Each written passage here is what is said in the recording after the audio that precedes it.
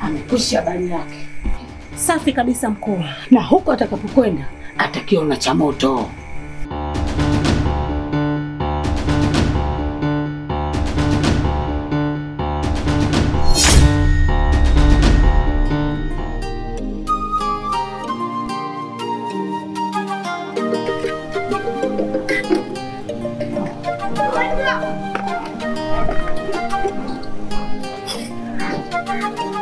Hodi mpendwa.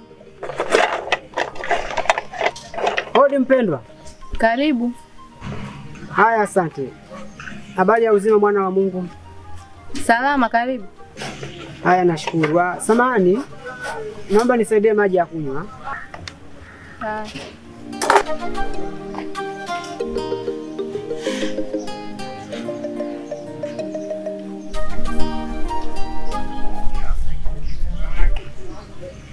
Hekima na busara vimekuweka huru.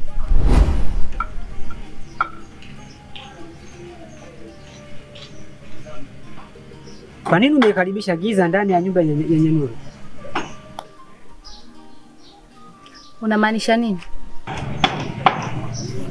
Na yaona maagano ya nguvu za giza ndani yako. Tuombe. Asante Mungu, asante Mtakatifu, uitendayo kazi yako siku zote. Baba, nakuomba kaitakase na kuibariki mikono hii, ikapokee kilicho haki, maana hakuna mwingine tunayemtegemea zaidi yako Baba.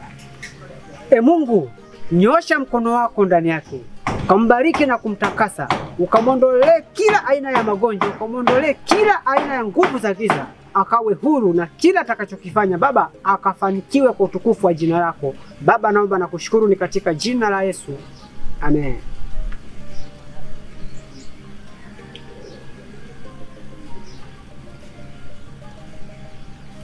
Asante sana mpendwa.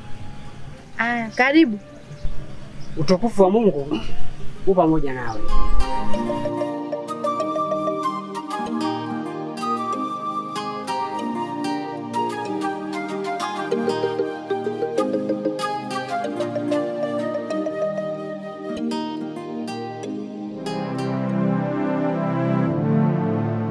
Kama hivyo unavyoiona.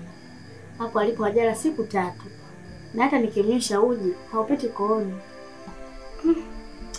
Hii hali sio ya kawaida kabisa. Hivi unamkumbuka yule mchungaji yule? Yule tulikutana naye siku ile pale, ukasema chizi, yani yupo mchafu hivi. Unamkumbuka? Na sio kama, yule ni mchafu na ni chizi. Sasa basi yule sio chizi. Yule ana akili zake timamu tu. Jana amekuja nyumbani asubuhi kabisa. Akaniomba maji ya kunywa. Nikampa maji. Baada ya kumpa maji, maneno aliyoyaongea ndio nikaamini yule sio chizi. Basi alipomaliza kunywa maji, akaniambia busara zako na hekima zako zimekuweka huru. Mimi nikamwangalia nikasema jamani, huyu chizi au anatuletea mambo ya maigizo? Kweli akaondoka. Baada ya kuondoka tu pale nyumbani, unamkumbuka yule dada alonikodishaga frame? Akanipigia simu. Kesho uje nimekusamehe mimi. Nikashanga. Anakata yule simu, ananipigia yule kaka ambaye nilimkopesha milioni 3. Kaniambia nakutumia hela yako saa 2 usiku. Nikashangaa, nikaona hii miujiza. Na kaa kidogo ananipigia yule mganga yule mama nilipopeka siku ile, namkumbuka yule musi. Aliniambia maneno makali, mimi mwenyewe nilishangaa. Eti kwa nini umevunja maagano? Hayo ndo masharti tuliyokubaliana. Kwa nini umevunja masharti yote? Sasa mimi nikashangaa. Mambo ya maagano na masharti yanatokea wapi? Mimi nikakata simu. Nikaunganisha matukio. Alivyoondoka yule mchungaji na maneno niliyopata, yule mchungaji ana kitu. Sindi, kwa nini tusimtafute yule mchungaji akaja kumwombea dada? Baada hapo kiliendelea nini? Unaona dharau zako. Yaani wewe shida yako moja. Yaani umeshajiweka akili yako kabisa kwenye ushirikina. Mimi naona yule mchungaji ana kitu. Tuende tu tukamtafuta yule mchungaji. Kwa sababu kama kwa waganga tumeshaenda, dawa tumeshatumia, tumeshamaliza mizizi yote. Baada ya mgonjwa kupata nafuu ndo kwanza mgonjwa anazidi kuteketea. tumtafute ule mchungaji. Mimi imani inanipa kabisa. Tukimpata ule mchungaji, kila kitu kitakuwa sawa. Sawa, nimekuelewa. Kwa tunampataje sasa? Na sasa hivi giza lishaingia. Sawa. Swala la mchungaji kumpata tuache. Mimi kesho asubuhi nitakuja. Najua tutampata tu. Kwa sababu yeye hana kitu maalum. Yeye anazurura ovyo. Tutamkuta hata njiani. Yaani kesho tuamke kwa ajili ya nia hiyo kumtafuta na tutampata. Sindi mimi na imani atapona ndani. Sawa. Sasa shoga yangu sana alikumbuka ile buzi langu. Kanipigia simu nakuja kula chakula cha usiku. Nikamwambia hata usijali mpenzi wangu.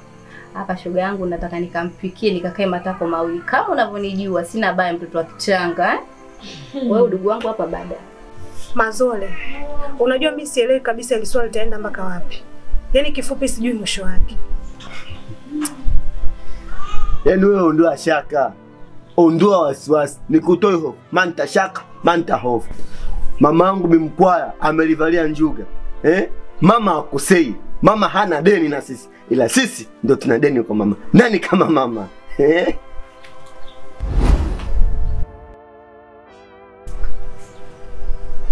Wewe vipi? Mbona bila taarifa? Mkuu amefariki.